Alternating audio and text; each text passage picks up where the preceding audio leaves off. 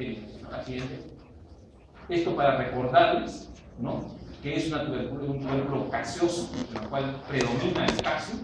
Para recordarles también acá la presencia del granuloma, que tiene dos componentes: un componente central, que es la necrosis propiamente dicha, y un componente periférico, que es la celularidad, entre ellos la celularidad blanca, la gente multiplicar. Y aquí una correlación de ácido alcohol resistente para poder observar o simplificar los micobacterium, que son los de color rojizo, ¿no? La siguiente.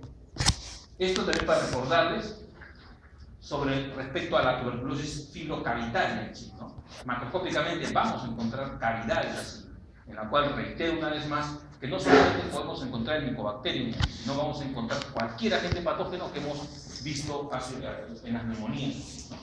La siguiente.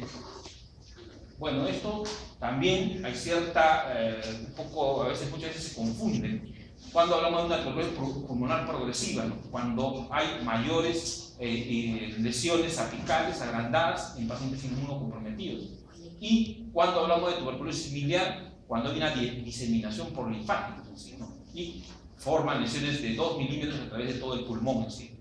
Miliar significa diseminación por vía linfática, o sea, en el pulmón, o también puede haber en otro órgano asociado. ¿Dónde podemos encontrar, dónde podemos sospechar que el paciente es portador de una tuberculosis? A todo paciente que hace derrame pleural. Pero ojo, no necesariamente todo paciente con derrame pleural es un paciente portador de tuberculosis. Pacientes con problemas de pleura, con tumores de pleura, hacen derrame pleural, etcétera, etcétera. Entonces, hay que tener en consideración estos conceptos básicos de lo que es la tuberculosis. Siguiente. Bueno, acá, para que observen básicamente un pulmón con tuberculosis, ¿no? Áreas nodulares, ¿no? Granuloma, propiamente dicho. Ustedes cortan acá y van a encontrar todo el calcio y alrededor todo el componente celular, ¿no? Una tuberculosis pulmonar de forma progresiva. La siguiente. Bueno, esto para que sepan también que sobre las lesiones granulosas, que solamente se dan también en los ganglios, ¿no? Y que la evolución básicamente es una evolución normal, ¿no?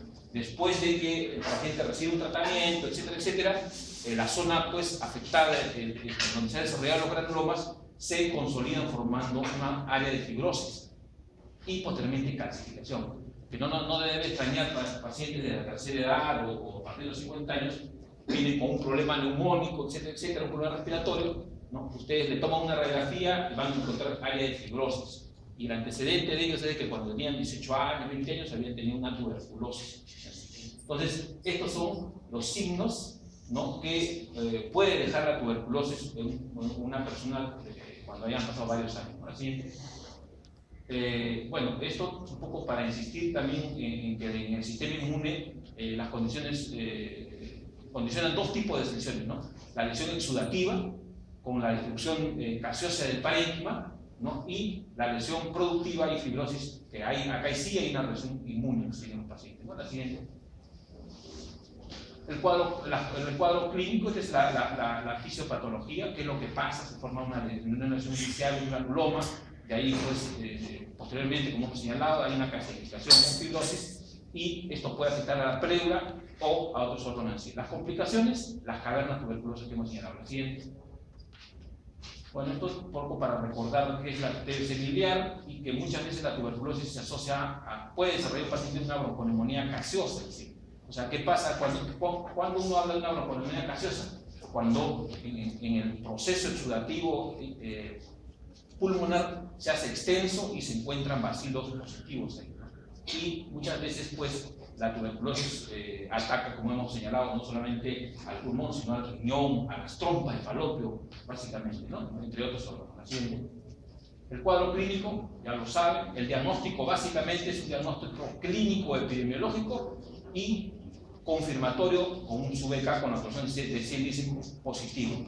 Actualmente se trabaja con PCR, pero el PCR, digamos, el costo de hacer un diagnóstico de tuberculosis con PCR es altísimo, ¿no? O sea, basta con un esputo que su costo no es ni siquiera un sol para poder hacer un buen diagnóstico, ¿no? La siguiente. Bueno, esto es parte del parénquima pulmonar, ¿no? Una tuberculosis fibrocavitaria, cavidades marcadas, ¿no? con afectación del parénquima pulmonar, ¿no? La siguiente. Bueno, y esto un poco también, dentro de todas las neumonías, solamente voy a insistir en tres puntos más respecto a qué tipo de neumonía desarrollan los pacientes con inmunodeprimidos o inmunocomprometidos. Comúnmente el citomegalovirus, pero a la cabeza casi es la neumonía por neumonitis carínica. Después el resto se puede encontrar. Los no comunes, o sea, los agentes patógenos no comunes que podemos encontrar en pacientes inmunocomprometidos que desarrollan neumonía, es el Cryptococcus y el Mucorales. Ahora, son comunes en estos pacientes y la mortalidad cuando estos pacientes inmunocomprometidos se ven afectados por estos órganos, estos agentes patógenos comunes, es altísima, ¿sí? ¿No? El paciente no muere por inmunodeficiencia, sino muere por la complicación que el neumonitis carínis desarrolla en todo el proceso de la enfermedad. ¿Sí? La siguiente.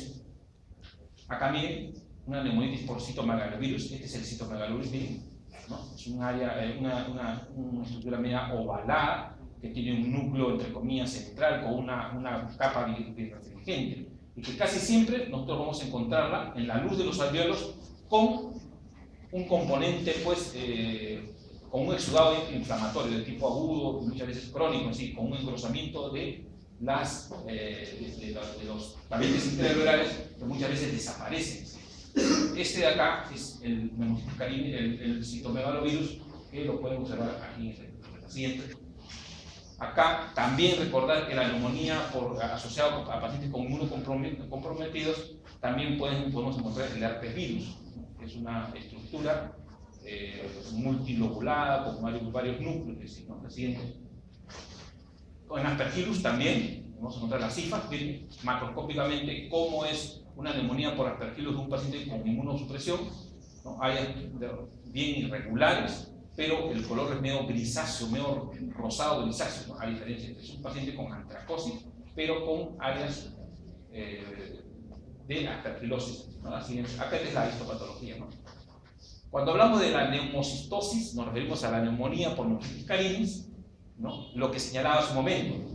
Muchos años atrás, el neumonitis carínis era considerado como un protozoo, pero gracias a los estudios que se le hicieron de su morfología, se observó que las características de la pared del neumonitis carínis, con la pobre cantidad de organelas que tiene y la secuencia de su RNA, ¿no? Se tomó en consideración para poder considerarlo como un hongo. En la actualidad, el neumonitis carínis es considerado un hongo por estas tres características en su estructura. ¿Es universal? Sí, el neumonitis carínis es universal. Ya puede observar que casi todos los pacientes, tanto en América del Sur como en Europa, en Asia, etcétera, que han desarrollado una enfermedad de inmunocomprometida o han estado afectados por la inmunodeficiencia, casi siempre han desarrollado una neumonía por neumonitis carínis, ¿no?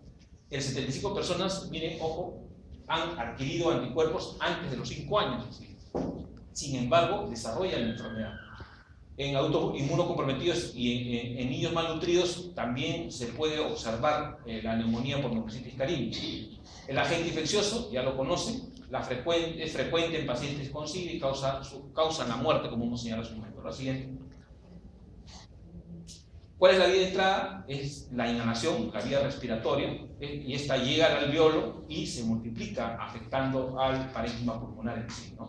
Hay una cierta resistencia a la infección, y esta resistencia a la infección depende básicamente de la activación de los linfocitos T ayudadores. Cuanto mayor cantidad de linfocitos T ayudadores hay, mayor resistencia pone el organismo para poder no ser infectado por esto. Sin embargo, pues, la capacidad infectiva del neumonitis carínis es mucho mayor así. Lo común es que afecte a los pulmones. En algunos casos se ha podido observar que el neumonitis carínis afecta a los ojos, al hígado y al vaso, pero la mayoría de veces es a pulmón, pero no dejar de lado estos tres órganos así, ¿no? ¿Qué es lo que vamos a ver macroscópicamente en un paciente con neumonitis carínis? Uno, vamos a observar los pulmones sólidos, de aspecto medio carnoso y de color rojo.